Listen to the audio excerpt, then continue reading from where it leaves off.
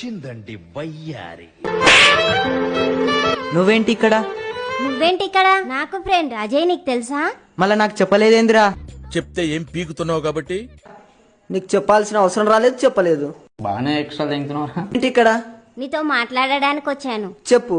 Personal గా మాట్లాడాలి. Personal లేదు, కృష్ణల్ లేదు, చెప్పు. పర్సనల్ లేదు, కృష్ణల్ లేదు, చెప్పు. ఏది రైమింగ్ సార్? చెప్తున్నా కదా పర్సనల్ అని. మన ముగ్గురం ఫ్రెండ్సే కదా, పర్సనల్ ఏముంది చెప్పు. I love you, I love you. మోహమేంద్ర మండలా వింటు I love you, I love you, గిలవ్ యూ నాకు పడదు. మళ్ళీ వేస్తాడు. నీకు ఆ విషయం తెలుసు, అయినా ఎందుకు చెప్తున్నావు? ఐ లవ్ యూ గిలవ్ యూ నీకు నచ్చకపోవచ్చు, అయ్య బాబు, ఈయన మామూలు టైమే కాదే ప్రకాశం. బట్ నువ్వంటే నాకు ఇష్టం.